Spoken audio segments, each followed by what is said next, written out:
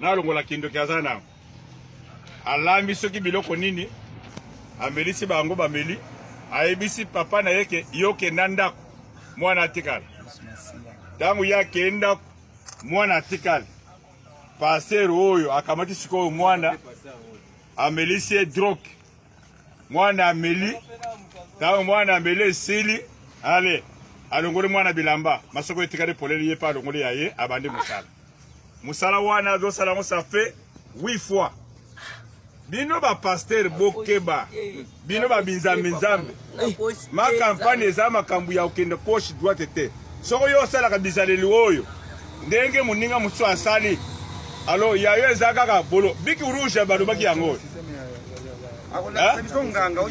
alo biloko oyo ezali po bino batata bino batata alors bokeba mwana azana combien 14 ans passer azana combien passer azana marié passer yo azana combien papa ozana bana bana ozana bana nga 5 mwana siko lelo lobi soko ko papa bino boye 35 ans mwana azana combien mwana azana 14 ans mwana azana combien 17 ans OK papa yonde papa mwana azana makambo oyo eza ya lokota.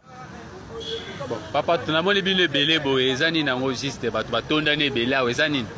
Bon, problème est là qui a pasteur, il y a des églises grandes, des églises en pasteur, on a mon avis, nous avons vu, bien, moi, dans mon bal, il y a âge, il y a 12 ans. Vraiment, ça ne passe trop, ça ne vraiment pas si.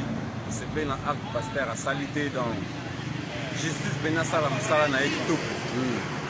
De droit au grand prêtre va faire un chichi va bounder là les apps n'a pas de droit tout cas va pasteur à boba tout le monde va revivre va papa journaliste dans justice pénal à ça la musala est très bien balandela ngo pénal bien ba droit ya bana ba balandela ba droit ya bana tout cas bolandela pasteur au pas za mutu mo azolo ba ya za na ba relation ye ba nini donc vraiment te éviter justice pénal ça la musala est bien. Ok, merci. Bishima, peuple congolais azabeni, na ministère ya prophète Ézéchiel, l'homme de Bishima. Bana Poto, bana France, bana États-Unis, bana Amérique, bana Congo Kinshasa, bana Congo Brazzaville. Voici le prophète de Dieu, Ézéchiel Matitika, l'homme de Bishima. Benga yaya, benga papa, oza malade, obala kate, obota kate, ovanda na poto, otambola kate makolo passe, bakanga yo na diabète, na sida, insuffisance rénale, cancer de foie, cancer de poumon, cancer de matrice, gonflement, impuissance sexuelle, omela bakis. Ozwaka solution te, oza kitoko, ozwaka libala te, mwasi kitoko, ozwaka kobota te, oza mwasi kitoko, ozwaka mobali, otanga classe, licencié, ozwaka jamais musala, olalaka na poto molota koza na Congo, okota libala, ozwaka bazembe nyonso silongwaka, ozwaka bazembe, obotaka ba morne, oza mwasi kitoko, sima munene, me mibali ya bien bayaka te, omela babakabaka, bakisi ya sima, mibali bayaka te, botuto elata yo.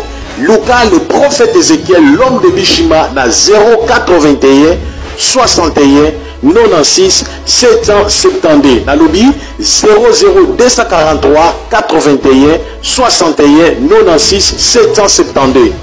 Benga asako la pona yo ayebisa yo oyo nini ekangami na vie na yo po bongate. Bishima, que le Seigneur Jésus-Christ vous bénisse.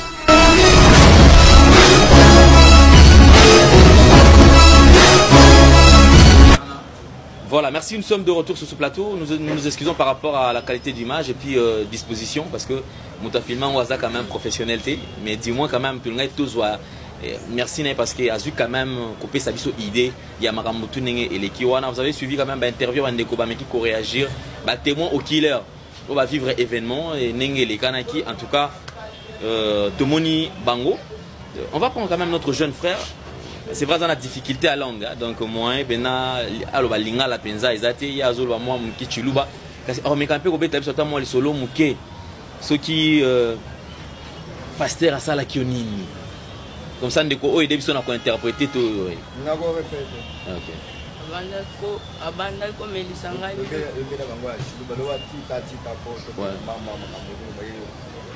kumbi kilo jiba jito mukumbu shumani loku kuje mwabeu mwane udini ibudoji yatu jitu yeni papa mwabao banga jinu ishebintu ndala mafukonsu jilo wit banga jinu ishebintu apti banga jele prière mi ko abuni 00666 00 ba monde invisible c'est un provocateur walitente mwabaku kimu wamba bintu abinangwamu mwabana ngwamu haju wamba bintu abi ki banga jinu she bintu abi haju ngwa ta wamba niwo bansantu mkwat pinjiwo ke hanji mkonga mwabao ani mkonga ni papa pasteur chibu munu shembinga abanji ngambile niwo kwambi bolo buto na kutuka nenda bintu amafuko suka jwamba kwambi bolo bukuli papa we bato kajwamba bolo bukuli papa we banashi bishito kwambi di papa we bato njungu sumbila mabila amanyungu sumbile ebe wabanji nuisha manga relief manga magwa mampiselina banji mpesha manga ngabanji me ngavunyi mashiki ngavu muye kwambila papa ni to mwabechi na njumva bimpo to na shanje mwabechi na mujumva kabiden bimpo to kiwa lugati bafika mwabenungu. Ok, merci de conquis pour ça la bon, les années que oui, les années que aling kolobaki tango ayaki passé pe alobi ke mwana aza misala mabe boya na bango na sani na bondela na banda bondela bango ka ndenge mo pe na makambo na uti ko limola na minute boya na bango na bango bondela bango nakacha ko bondela o mwana aza misala mabe nakacha ko bondela akomi siko komesa mwa bilo wa makasi nakacha ko mesa bilo wa makasi na zolo ngole bilamba na butu mo na moi a bete biloko na ndenge ya sima kota mwana yeko mwana kete trop c'est trop na ya kufa nde mwana siko ayeko loba siko ayeko yebisa mama na pe aye abenga pe lisusu yakana no yoka maka mwana ya soloba boy siko na tunaki yo kala wa po yebaki eza bongo po na nini oloba kite alobi na bako banga ayibisinga ko yebisa papa na yote komeka ko yebisa papa na yote na kosombele bilamba na kosalele ba bilo wa boye na kosalele ba bilo wa boye nde na soloba boye mwana wa ndenge aza boye aza déclassé aza ko vanda te aza bien te ala la butu pe kutute ako ata ko sa eloko monte ata ko sokola ko mekantina mazo ko peti aza ndinga za boya za lokola to ko lobana mo aza mo vivant ndinga za boya za ko mibali te nebite vina e ko za ndenge mite liboso ya ba ane liboso. Ok, merci beaucoup. Alors je crois que tout ça na prophète Henri quand même face à toutes ces choses. Mais il y a un point à de quoi tu le bas, mais tu le bel en côté. Au lobby, vous ça la prière dans le parce que nous avons comme en bas 00666 sur la carte. Et prière ça la mandengini. Le lobby, abanda ko le baki, ntango abanda ko pe sanga bilokwana, abanda ko le baki 00666 00 ba monde invisible 005. C'est un provocateur walite ntengo bakupa ouvrir la porte. Mais abanda ko pese bintu abi abanda ko pese bilokwana abako pese bilokwana azo appliquer ba numéro wana abako pese za lokola pouvoir moko boye azo benda azo invoquer Satan Satan na siko animeli nesiko abako ployer ba bilokwana azo pese ko mwana ko mela tango mwana azo mela na badro moko azo sangisa na bakarte wana mwana azo mela et comme c'est lokola kizengi mwana komi siko ba komi kozala mayele lisusu te mayele eza te mwana komi siko potion na ezoyebana te otali mwana komi lokola kizengi komi lobela douche partout mwana azomi lobela mais potion na ezoyebana date. Ok, d'accord, on a tout comprendre en gros. Alors c'est pratiquement déjà Yamabe ou Ebandeko Salam. Alors prophète Henri, face à tous ces problèmes, ni no kikolo quand même parce que Yosa Pepe moko Ebandeko hôtel mais la bateau bazar na misala ba pasteur ba ko sala ba ko respecter makambo ya Nzambe te.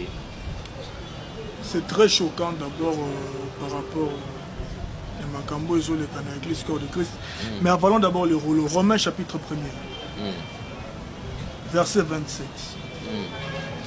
Et de même les hommes abandonnant l'usage naturel de la femme se sont enflammés dans leurs désirs les uns pour les autres, commettant l'homme avec l'homme de choses infâmes et recevant en eux-mêmes le salaire que méritaient leurs égarements.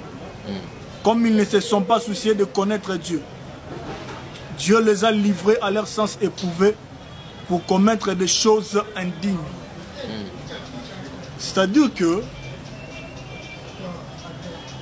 ça fait mal que dans l'église en Zambie, naît un homme de Dieu, soi-disant un pasteur, au lieu de s'engager moisi, mais à zo s'engager mobile. Donc, à zo quoi la prophétie à Romain dont l'apôtre Paul dit, mobile a abandonné l'usage naturel, donc mobile faut s'engager moisi, mais a commis qu'on s'engager bango, dans sens contraire. Et nous avons une émission l'équipe que avant qu'on ait ça l'émission, ils ont une émission l'équipe. Avant d'ailleurs quand même sur un 6 neurones solo. Je dis déjà bien avant que lorsque vous voyez des choses comme ça dans l'église de Dieu, comprenez que cet homme de Dieu a touché au mal, à que simba ténèbres. Et ça ma recommandation m'a péché dans le monde molili afin que on soit fixé dans ce même actuel dans ça. Et j'ai bien dit, nous sommes la voix de l'église. Je suis la voix de l'église. Et ces choses doivent s'arrêter dans Mboka Nabiso. Où il y a des pasteurs qui couchent avec des hommes, où il y a des pasteurs qui abusent avec des femmes, ainsi de suite. Comment un soi-disant pasteur, moi n'angani boye, taninga bébissier. Si vous avez un bateau, un pasteur wana. D'ailleurs, biso mo toro na olane la dossier particulièrement jusqu'à ce que nayoka kese mwana ne wana ana makala nan. Pour ça que na pargene ba na pargene ba ku mise. Donc na olane la dossier aussi nous allons rassurer que cet imposteur, cet aventurier d'homme de Dieu, bah kene pensa tina makala afin d'attendre 20 ans mona makala wana parce que ça c'est abusé non seulement avec ta muta ba mona ba tu boye. Ba yena yo e pa ba yena e pa na yo. Toi es un homme de Dieu. Bonne la pour la délivrance. Au kanye kindoki. A part kindoki au kanye. Ce que yo au komi ko bimane ma fo bimanae. Au sali ba prière à incantation 666. Donc ça prouve que dans notre pays là, nous avons des pasteurs sorciers. Donc andoki kolega noga la mukana buto ke pour moi que le kamutna buto. Donc ces pasteurs est plus que ça. Et ils ont un accomplissement à prophétie.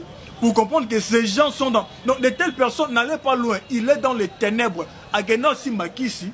Kisi na ende tinda isigo ba no bebs va faire. Donc nende kwa zaboy. Na ça va néoné baza. Nende kwa zaboy. Donc il faut non seulement pas le traitement en autres pas comme fan normal. Il faut pas le rappeler mo sala nzambe solo pas le score de délivrance parce que il a été introduit inconsciemment.